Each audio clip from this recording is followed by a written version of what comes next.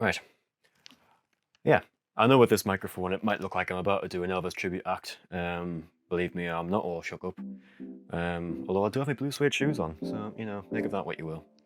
Right, enough waffling.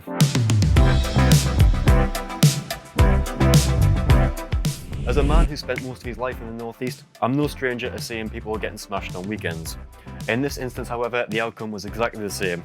Weekend in bed, a sore head, and lots of messages left unread. In my life, I've had a Clio, a Kia, a small IQ. Not like that. Well, actually. For context, let's go back a bit.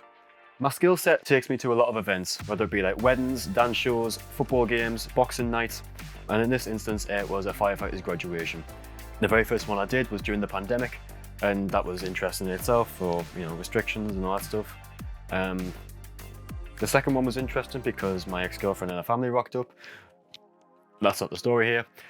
Yeah, so that was, again, during COVID as well, so double stress. I've coined the term kettling because that day I was boiling on the inside, but on the surface I try to look as calm as out.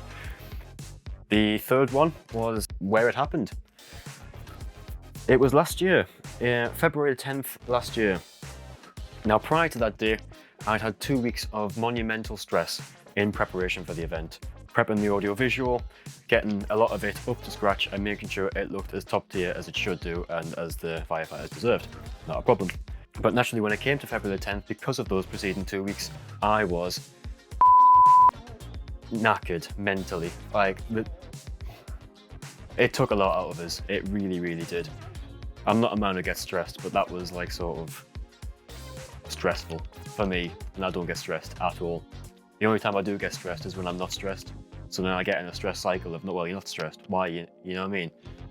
So yeah, that was part of it. I hadn't eaten that day. There was a buffet and all that stuff, but I was at that time I was still taking photos. But yeah, context.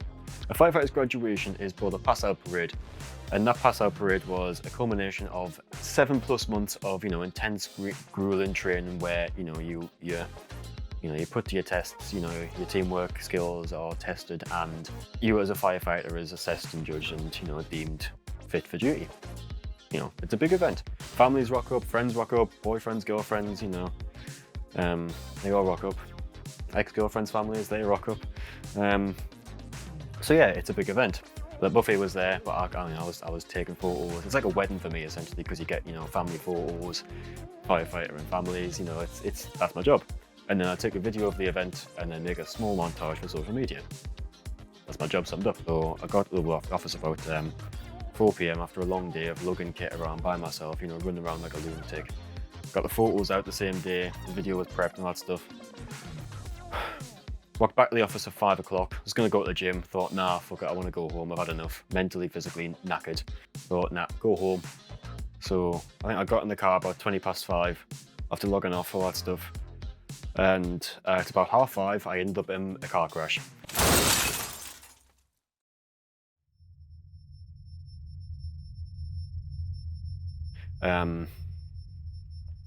I was going 50 miles per hour. And what had happened was I was accelerating into open road, and this car, who was, at the junction, then decided to pull out, give me no chance to brake, and resulted in me smashing into this poor driver. It was nervy as hell, mainly because it was exactly like the movies. I hit the car, blacked out, woke up to like a ringing in my ear, and my car facing the other direction. I tried to undo my seatbelt as quick as I could, and it just wasn't given until the third try. And I just got out of the car in like a sort of like a mad panic, and that's when the noise kicked in. Like my ears became like overwhelmed, and it was like, well, yeah, it was horrendous. And then from there, someone came and said, "Are you all right?" Like one of the nearby drivers who'd seen the event. Yeah, it was horrible, absolutely horrible. And then I looked up and I'd seen the scene that I was involved in. Jesus Christ. Yeah, the scene that I'd seen. But it was quite the sight to see, a backlog of traffic caused by something that I was involved in. you know, even on Apple Maps, we'd caused something worthy of, you know, traffic being showed up on there. So that was, you know, not something I wanted on my achievement list, but sure. But then after I took in the scene, you know, I realized that I wasn't having a heart attack because my heart was fucking racing. My left side of my chest, like my chest and my ribs, were in agony. I realized, shit, the driver of the car hasn't got out. I looked over. The driver had a passenger in the car. The passenger got out, and that didn't help things. I thought, well, why has the driver not got out first? And I was like, well, because the impact was on the driver's side. I was like, shit.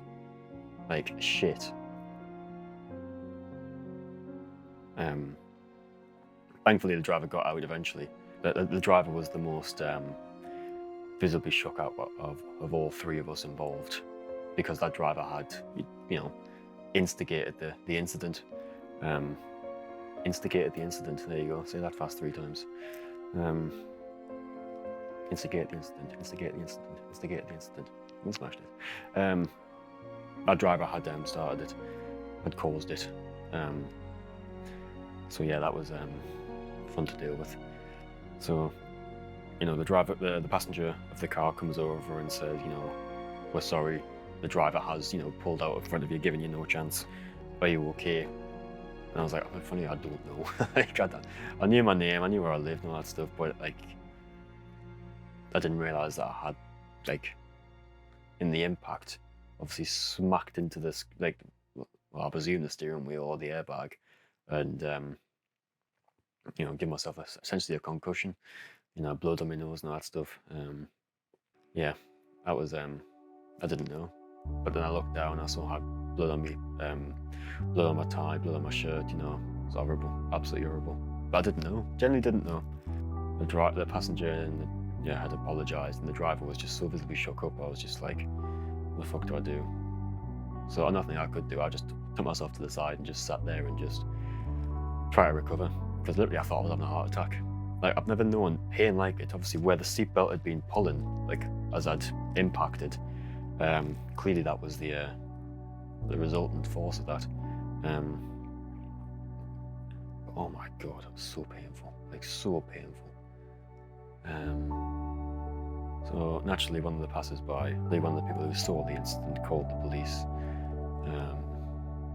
Yeah, police took our names and all that, you know, fun stuff. And then said, right, okay, shall we go to A&E? And I was like, well, how am I going to do that? So I did what any sort of tragic kid did in an incident. Called my parents. Yeah, called my mum, called my dad. They both came up. My mum was at work at the time, so that was the police officer just said, is that driving with you? And I looked over, and it was your mum just landing her car on the field. Like the field, like the little bit of grass next to it. I think, that's my mother. Yeah.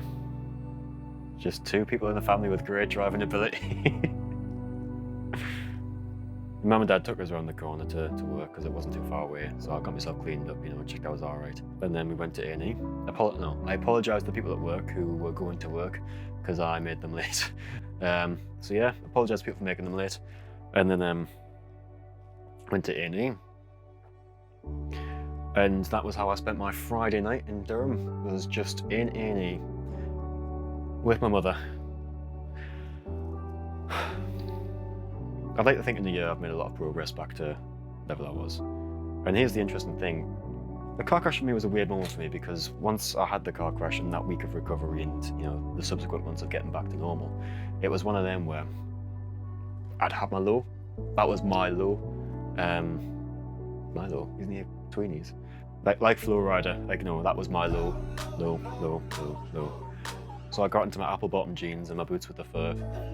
Because that was such a low, I'd say mid-March, I started getting back out there, like probably like going back out, you know, and it was, you know, I did feel a little bit, not untouchable anymore, but I felt back to my best, back to being confident and back to, you know, I've actually found new levels of confidence. I was getting fit and all that stuff.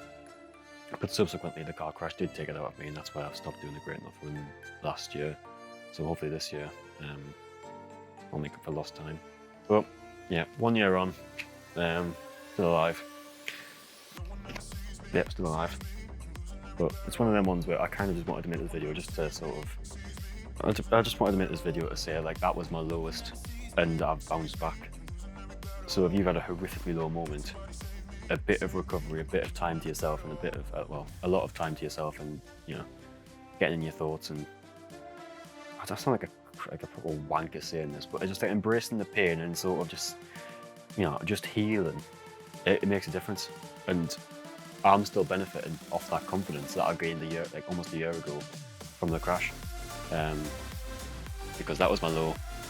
You know, I want to make up for lost time, and that's exactly what I've started doing. Now that I'm fully able and fully bodied and fully healthy again, I've took it on myself to live a little. Things can get better. No matter how hard, things get better. No matter how low you feel. And on that lovely note, drive safely.